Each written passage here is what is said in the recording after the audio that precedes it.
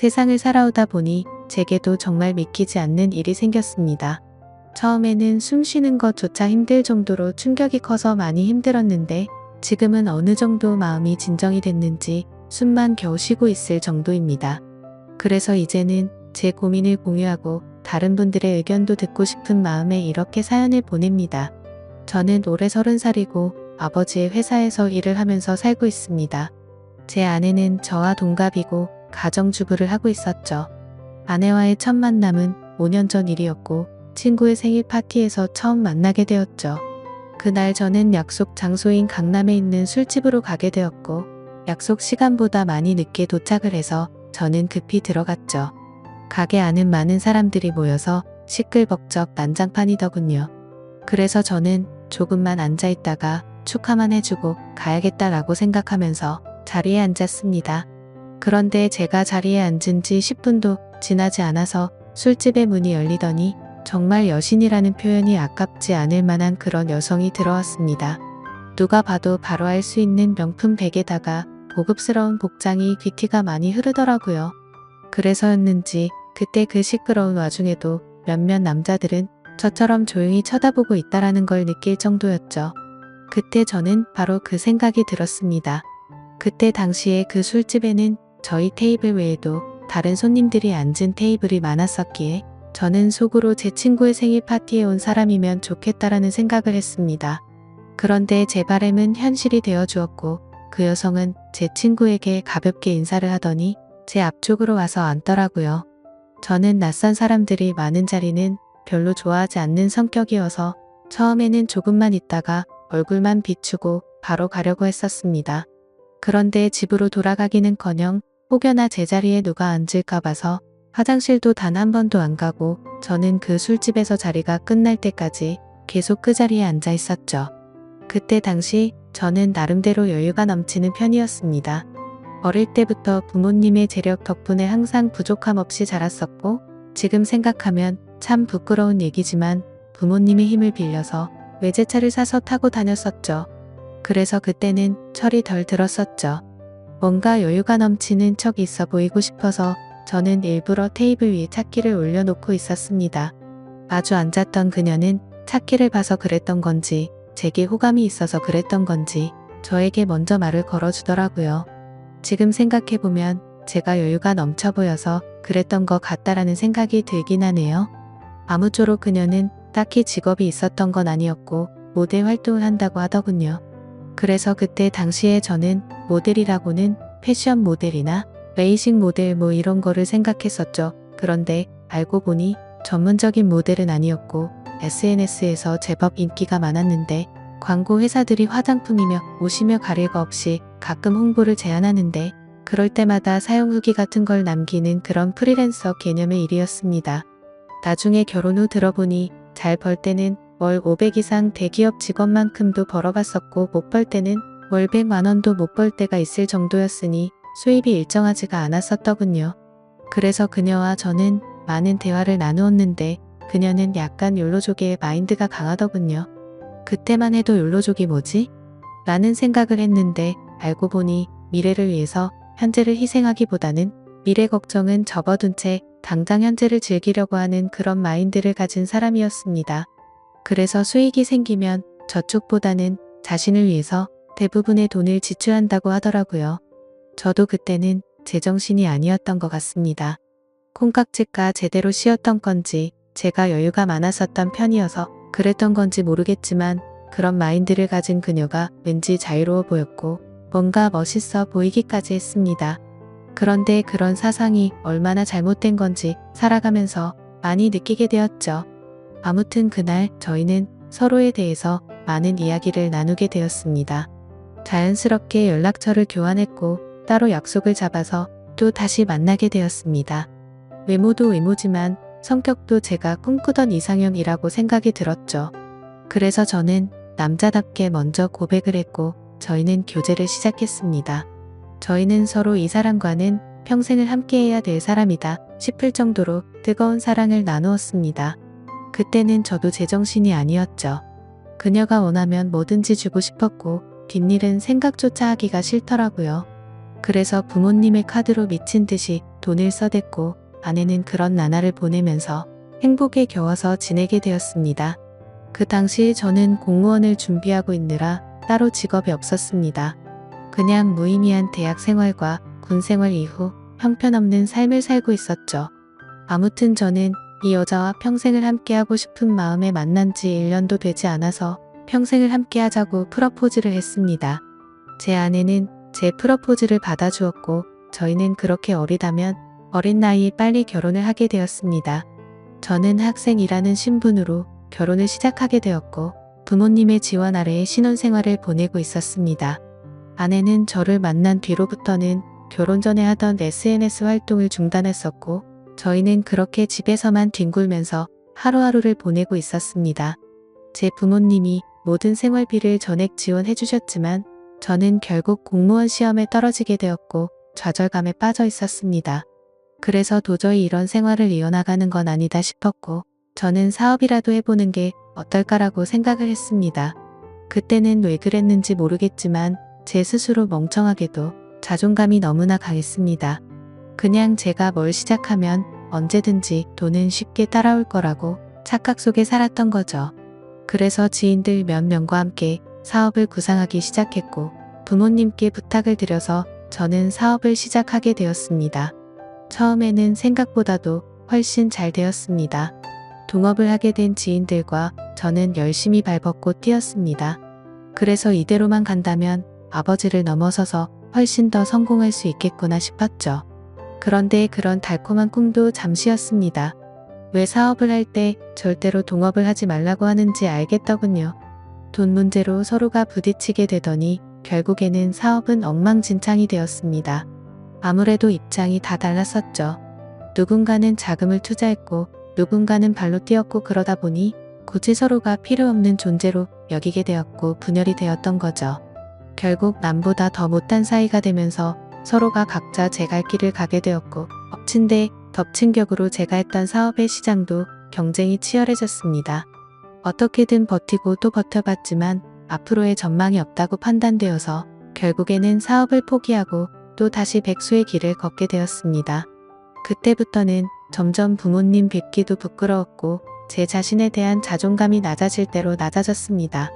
저는 신경이 날카로워졌고 그런 저를 걱정해 주시는 부모님과도 큰 싸움을 하게 되었습니다. 무슨 자신감인지 다 필요 없으니까 저한테 연락을 하지 말라고 하면서 부모님과 연락도 끊게 된 거죠. 부모님도 그때는 지칠 대로 지치셨는지 완강하셨습니다. 무엇보다도 아내는 그런 제게 엄청나게 불만을 가졌고 매일같이 짜증을 냈습니다. 지금 당장 우리 둘 다 수입이 없는데 그렇게 싸우면 우리 생활을 어떻게 하느냐고 말이죠. 그래서 저는 쓸데없는 자존심으로 내가 어떻게든 먹여 살릴 테니까 걱정하지 말라고 했고 그날부터 할 수 있는 일은 뭐든지 했습니다. 쓸 수 있는 게 몸뚱아리밖에 없다 보니 배달 대행도 해보고 대리기사도 뛰었습니다. 그렇게 1년 동안 겨우 입에 풀칠하면서 버텨갔지만 도저히 미래에 대한 비전이 안 보였습니다. 그래서 결국 저는 부모님께 사죄를 드리게 되었습니다. 그동안 실망시켜드린 죄스러운 마음을 보답하기 위해서 아버지 회사로 들어갔습니다. 아버지 회사는 동생이 대학을 포기한 채 사업을 돕고 있었고 동생이 그 사업을 이을 예정이었습니다. 저 또한 아버지의 뒤를 이을 생각으로 들어간 건 아니었고 그래도 하루 벌어 하루 먹고 사는 인생보다는 기술이라도 배우는 게 낫겠다 싶어서 들어가게 된 거였죠. 동생의 밑에서 일을 배워가며 했지만 기분이 나쁜 건 전혀 없었습니다. 1년 동안 더 뼈저리게 사회생활이 힘들다라는 걸 깨달은 덕분이었죠. 그래서 그동안 부모님 카드로 돈을 막무가내로 쓰던 지나날을 반성하게 됐고 오히려 그동안의 잘못을 뉘우치면서 저는 부모님의 신뢰를 얻기 위해 정말 열심히 살았습니다. 그렇게 하다 보니 좋은 결과들이 점차 뒤따라오기 시작하더라고요. 기존의 업체들보다 제법 규모가 큰 업체들이 운 좋게 거래처로 들어오게 되었습니다. 그 후 저의 출근 시간은 매일 새벽 6시가 되었고 퇴근은 저녁 10시 이후에 하는 생활이 이어졌습니다. 그런 생활이 이어지다 보니 자연스럽게 몸과 마음은 점점 힘이 들었죠. 하지만 과거 부모님 등쳐먹으면서 백수로 지낼 때보다는 훨씬 나았습니다. 항상 떳떳하지 못했던 제 자신이 이제서야 사람 취급받을 수 있겠구나 싶었고 제 스스로를 안도하면서 힘을 내고 있었죠. 이렇게 열심히 땀 흘려가면서 사는 게 맞구나 싶으면서 말이죠. 그때쯤에 아내는 휴대폰을 바꿔달라고 하더라고요. 그래서 저는 신규로 가입하는 게 저렴하길래 신규로 하나 사주었습니다. 제 아내는 연애 시절부터 그랬지만 항상 휴대폰을 손에서 놓지 않고 살았습니다. 여자들이 원래 핸드폰으로 이것저것 많이들 하니까 뭐 그러려니 했었죠. 그런데 힘들게 일하고 들어왔는데도 얼굴은 마주치지도 않고 대화할 틈 없이 매일같이 휴대폰만 보고 있는 게 못마땅하긴 했습니다. 그래도 예전처럼 돈도 펑펑 쓰게 못해주는데 그런 사소한 것까지 건들고 싶지는 않았습니다. 그렇게 힘든 하루하루를 보내고 있었는데 저는 최근에 업무가 과했던 건지 약간 몸에 무리가 오더라고요. 그래서 그날은 병원에 가서 검사를 받았고 영양제 주사를 맞고는 일찍 집으로 들어갔습니다. 그런데 집에 있어야 할 아내가 집에 없더라고요. 저는 아내에게 어디 갔냐고 연락을 했고 한참 동안 연락이 없었습니다. 평소에 항상 휴대폰을 분신처럼 끼고 사는 사람이 연락이 없으니까 뭐지 싶었죠. 그러다 저는 몸이 너무 좋지 않아서 저도 모르게 잠이 들었고 제가 연락을 한 지 거의 2시간이 지나서 아내에게서 답장이 와 있더라고요. 친정에 왔는데 잠깐 잠들었었다며 지금 집에 들어온다고 하더군요. 그래서 그때는 큰 의심 없이 그냥 그런가 보다 했습니다. 그러다 결국 사건이 터지고 말았습니다. 저는 병원을 다녀온 뒤로 무리하다가는 큰 일 생길 수도 있으니 주말에는 좀 쉬라고 하더군요. 그래서 모처럼 주말에 아내와 초저녁부터 외식을 하면서 술을 한잔하고 있었죠. 그렇게 한창 술을 마시다 아내는 화장실에 갔고 아내 가방에서 카톡 소리가 나더라고요. 저희는 연애할 때부터 서로의 휴대폰을 보지 않기로 약속했었는데 갑자기 무슨 생각인지 저도 모르게 아내 휴대폰을 집어들어서 보게 됐습니다. 휴대폰은 잠금 상태가 되어 있었고 얼마 전에 아내 휴대폰을 사주면서 제가 등록해 떴던 패턴으로 풀어봤습니다. 아직 패턴을 바꾸지 않았는지 바로 풀리더라고요. 근데 카톡 내용을 보니 나와라고 와 있었습니다. 저는 그 메시지를 보는 순간 이건 뭐지 싶었죠. 누가 유부녀인 아내에게 이따위로 말을 하나 싶었고 기분이 더러웠습니다. 그래서 상대방의 카톡 프로필을 보니 50대 정도 되어 보이는 남자의 사진이더군요. 그때부터 뭔가 의심이 됐고 급속도로 분노가 치밀어 오르더라고요. 그래서 그 남자에게 곧장 전화를 했습니다. 그 많은 사람이 있는 곳에서 소리를 질렀습니다. 나의 지 남편인데 네가 뭔데 나오라 말하고 이따위 카톡을 보내냐며 욕을 했습니다. 그러자 상대방은 말을 더듬더라고요. 죄송합니다. 앞으로 다시는 연락 안 할게요. 정말 죄송합니다 이러더군요. 그래서 저는 뭐가 죄송하냐고 계속해서 추궁을 했죠. 근데 몇 분 동안이나 그 정신 나간 놈은 죄송합니다 라고만 할 뿐 제가 묻는 말에는 하나도 대답을 안 하더라고요. 그때부터는 더 이상 의심이 아니라 확신이 되었습니다. 아내는 잠시 후에 자리로 돌아왔고 저는 아내 휴대폰을 들고 있었습니다. 그 모습을 보고 아내는 곧바로 왜 남의 휴대폰 함부로 들고 있냐면서 짜증부터 내더라고요. 저는 헛웃음이 났고 아내에게 물었습니다. 뭐 숨기는 거 있냐고. 도대체 왜 그렇게 화들짝 놀라면서 화내냐고 물었죠. 아내는 휴대폰을 가져가서 자신에게 온 카톡 내용을 봤는지 잠시 생각하더니 말하더군요. 설마 오해하는 건 아니지? 라며 예전에 광고 의뢰하셨었던 사장님인데 연락이 온 거라고 하더라고요. 그래서 저는 너는 아는 사람한테 문자를 그따위로 보내는 사람 봤냐고 물었습니다. 그러자 아내는 그러게 이 사람 제정신이 아닌가 본데? 라며 시치미를 떼더군요. 저는 말했습니다. 내가 이미 그 사람한테 전화했고 그 사람이 다 인정하고 사과까지 했는데 끝까지 거짓말하려고 하냐고 말했습니다. 외도를 했다고 듣지는 않았지만 일부러 아내를 떠보려고 그렇게 말해봤습니다. 그러자 아내는 통화 내역을 확인하더니 조용히 있다가 미안하다고 하더라고요. 제발 그 말이 나오지 않기를 바랬습니다. 그냥 단순한 착각이길 바랬고 그 대답을 듣는 순간 피가 거꾸로 솟더라고요. 이게 미안하다고 될 일이냐고 말했고 그동안 있었던 일에 대해서 솔직하게 말하라고 했습니다. 지금부터 거짓말 하나라도 하면 연락 온 그놈 당장 찾아가서 다 엎어버리고 네가 한 짓도 너희 친정에 가서 다 말한다고 했죠. 그러자 아내는 그동안 있었던 사실을 말했습니다. 아내도 처음부터 이러고 싶지 않았답니다. 제가 배달 대행의 대리기사까지 하면서 한창 힘들게 지내던 때 자신도 도움이 되고 싶은 마음에 다시 SNS를 시작하게 되었다고 하더군요. 그런데 한참을 쉬어서 그런지 예전처럼 광고가 들어오지 않았고 이 남자에게서 메시지가 왔다고 하더라고요. 그냥 딸을 잃어서 너무 그리워서 그런데 만나서 밥만 먹어줄 수 없겠냐며 부탁을 들어주면 30만 원을 준다고 했다더군요.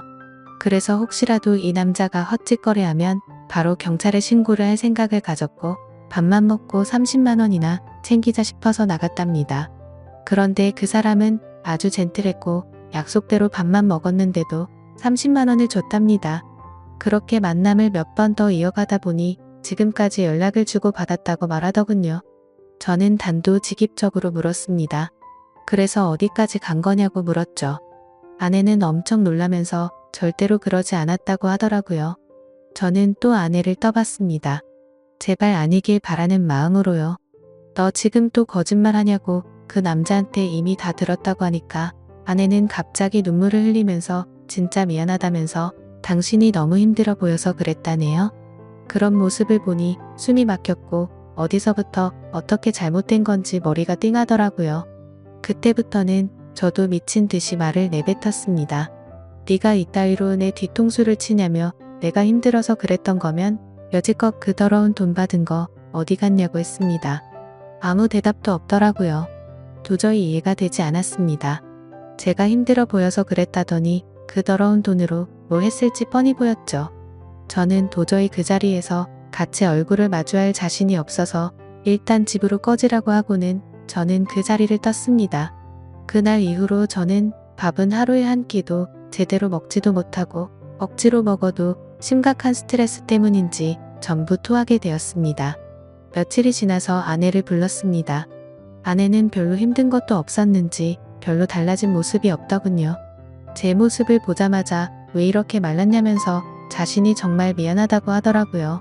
저는 아내에게 말했습니다. 너는 돈이 그렇게 좋냐고 내가 잠깐 힘들게 하니까 그새를 못 참고 그렇게 곧바로 다른 남자한테부터 먹으면서 그 더러운 돈으로 네가 사고 싶은 거 사면서 좋았냐고 했습니다. 그러자 마음이 너무 많이 불편했답니다. 근데 여자한테 필수적으로 필요한 화장품이며 여성용품을 샀고 사치를 부리지 않았다면서 핑계를 대더라고요. 제가 나름대로 1년 동안 열심히 일해가면서 벌어다 준 돈은 돈이 아닌가요? 저는 그동안 내가 집에 넣어준 생활비는 어디다 썼냐고 거짓말 하지 말라고 했습니다. 아내는 사실 친정에서 돈이 필요하다고 해서 거기다가 생활비를 보내줬다고 하더군요. 진짜 너무 어이가 없고 기가 막혔습니다. 아내와 제가 결혼을 할 때 돈 한 푼도 보태지 않았던 친정이고 제 부모님과 다투고 밥 사 먹을 돈도 없어서 도움을 청했을 때 매정하게 거절했던 장인 장모였습니다. 근데 그런 인간들한테 제가 피땀 흘려 번 돈을 보냈다고 하네요. 이 말을 아내에게 하면서 네가 도대체 생각이 있냐고 물었습니다. 그러자 그럼 어떻게 하냐며 아무리 그래도 부모님이 힘들다고 하는데 어쩔 수 없었답니다. 도대체 뭘 어쩔 수가 없다는 거죠? 제가 돈 10원도 못 벌어온 것도 아니고 충분히 먹고 사는데 문제는 없었는데 그 돈을 홀라당 친정에 보내주고는 화장품이며 여성용품 사려고 돈 많은 남자한테부터 먹었다는 걸 어떻게 이해해야 하죠? 솔직히 아내의 친정도 심각한 문제입니다. 저희 집에만 매달려서 돈 한 푼도 없이 딸을 시집 보낸 것도 모자라서 제가 아내 모르게 돈을 빌려준 돈도 꽤 많습니다. 그때 당시에는 제가 사랑하는 아내의 식구들이었고 당장 너무 힘들다고 하는데 어쩔 도리가 없었죠. 그렇게 한 번만 또 한 번만 마지막으로 한 번만 이런 식으로 보내준 금액만 5천만 원이 넘습니다. 막상 아내의 얼굴을 마주하고 있으면 마음이 또 약해지는 것 같기도 하고 이런 제 자신이 정말 저도 답답하고 화가 납니다. 남들이 이런 고민을 갖고 있으면 남자가 진짜 바보 같은 놈이구나 했을 겁니다. 그런데 막상 제게 이런 일이 생겨버리니 아닌 걸 알면서도 단호하게 내쳐지지가 않네요. 아내는 계속 울고 불며 미안하다고 절대로 2번 다시는 이런 일 없을 거라고 믿어달라면서 빌고 있는 상황입니다. 저는 이게 돌이킬 수 없는 일이기에 아내가 너무 천박하다는 생각을 하면서도 어떻게 해야 할지 도저히 모르겠습니다. 제가 아내를 믿어준다고 하더라도 아내가 그 늙은 남자와 있었던 상상들을 계속해서 하게 될 텐데 이 만남이 유지될 수가 있을까요? 정말 어떻게 이렇게 한순간에 처참하게 모든 게 무너져 내릴 수 있는지 제게 닥친 가혹한 현실이 너무 힘이 드네요. 인생이란 참 어렵고 힘든 것 같습니다. 이런 걸 고민이라고 사연을 올리는 제가 멍청한 거 저도 잘 알지만 욕보다는 현명한 말씀을 부탁드리겠습니다. 감사합니다.